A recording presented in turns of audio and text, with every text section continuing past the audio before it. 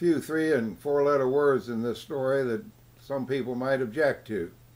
You've been warned.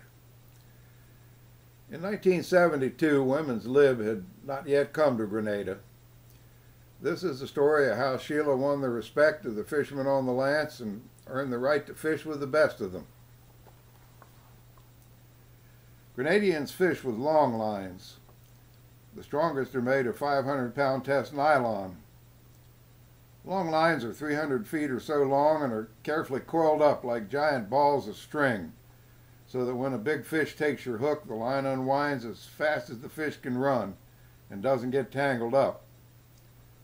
A big tojan, or yellowfin tuna, can run out a ball of line in less than a minute if he's really pissed. The friction from the line can cut your fingers off if you're not careful and aren't really strong. Your hands need to be very callous because you can't wear gloves. If the fish runs out your line, you have to be able to tie it to a new ball in just a few seconds. And you can't do that wearing gloves. Piece of Pork was our main crewmate and mentor. He taught us all we know about long lines. Pork got his name as a baby when he was crawling about his father's boat and fell off the bow, hitting his head on a rock in the sand. He cut his head open pretty badly, and his father, when examining the gash, exclaimed, "Bon Dieu, that looking like a piece of pork." Pork was in his early 30s.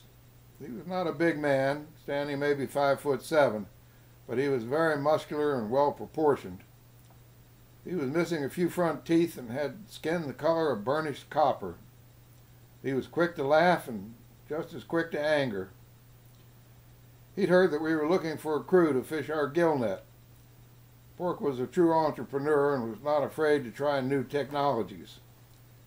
He was also one of the few fishermen on the Lance who was not so superstitious and prejudiced that he wouldn't fish with a woman. He became one of our best friends in Grenada, and a strong mutual respect developed between us. When ocean fishing, we'd go out early in the morning, travel several miles from land, and start our drift. As soon as we'd caught 3 flying fish, we'd skewer them alive on big hooks, put out 3 long lines, and drift all day wherever the sea wanted to take us. While we were drifting and waiting, we chummed for flying fish. This is where most of our money, if any, from the day's expedition would come from. On a typical day, I would get up at first light and go and help pull a beach seine. These are huge nets that are cast in a big semicircle with both ends ending up on shore. 30 or more people pull on each side, hand over hand, and everyone who pulls gets a small share of the catch. Even white boys in tattered shorts with half their ass showing through the holes. It was hard work and took the better part of an hour. The tension mounted as the final part of the net got close to shore. Usually you could see the fish jumping and boiling the water in the net. When the net was all the way in, everyone would grab their little woven basket they'd brought along for the occasion and rush in, screaming and cursing and elbowing to get close. No one was really mad at anyone else. It was all part of the game. And I think having a young white boy in the middle of the fray added a certain spice to the pot, especially as I pulled no punches and showed no moderation in my creative swearing. During our net pulling finales, there'd be much shouting. "Bon Dieu, that Pecky Fuey, he give lashes like Jametti. He no mama pool, what bashi?" Or, "Good God, that white brother gives blows like a warrior woman. He's no mama's boy. What a good brawling party." The boat captain stood inside the net with the fish, swinging his butu in great arcs and cursing profusely. A butu is a big wooden club used for braining big fish and overly zealous net pullers. Everyone had great fun. Usually no one got hurt. When the order was restored, the net captain then doled out a share of fish, if there were any, into each net puller's little basket. In the meantime, Sheila and Piece of Pork had prepped Jad Balgia and loaded our gear, and we were ready to head out to sea. Longline fishermen have to pull the net each morning because they need a small amount of fish to make fresh. Making fresh is what you do while you're drifting and waiting. You pull the plug out of the bottom of your boat and let maybe 6 inches of water into your well. And then with a machete, you finally chop some of the fish from your basket and mix it with the water in the well. You need fresh to chum for flying fish. You keep bailing out this fragrant soup all day. It attracts not only flying fish, but sometimes mahi-mahi and not infrequently sharks. When you get several miles from shore, you start making fresh and fishing for flying fish using handheld monofilament lines.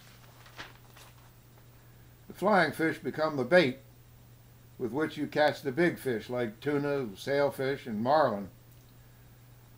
When baited, you let out 40 or so feet of each long line and tie part of it to the side of your boat with a short length of twine called a trap. When the trap stands up suddenly, you know you have a fish. A 500-pound test hand line may not be as sporting as using a much lighter tackle on a rod and reel, but you can get killed. Ocean gars leap high in the air, way out of the water, and you don't let them run. You haul like crazy and get them to the side of the boat as fast as you can. Sometimes they leap clean over the boat. You can get speared if you're not paying attention. Sheila hooked an ocean gar on our second day out with Pork and the long lines. Her line stood up and Pork yelled, "Break the trap, girl, break the fucking trap. Feel the fish, don't be in a fucking hurry." She stood up and broke the trap and felt the gar tasting and letting go, tasting and letting go. When the fish turned and started to run, she jerked hard and set the hook. She hauled fast and the gar leaped out of the water full of fury, his beautiful silver and blue skin glistening in the sun. Sheila braced and hauled and got the fish up to the side of the boat like Pork had told us to. I grabbed its beak when it raised its head above the gunnels and pulled, twisted, and heaved the fish into Jadbalja, turning and kneeling onto its body all in one motion, kind of like throwing a calf when you're going to castrate it. Pork ran to the bow where Sheila and I were, the butu in his hand, swinging high and down hard again and again. It was over in seconds. That was the only fish we caught that day.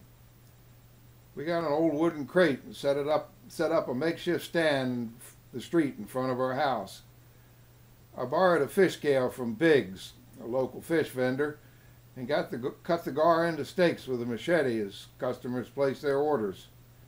I shouted to all who passed by, "Ocean gar, Miss Sheila's ocean gar. Come buy the best fucking fish what come ashore today. Miss Sheila's ocean gar, just 50 cents a pound." Sheila was instantly famous and withstood many shots of rum. No fisherman ever refused to fish with her again. Women's Lib made a small step forward on the lance, at least for one young white girl who had proven that she had the right stuff. I was so proud of her, I still am.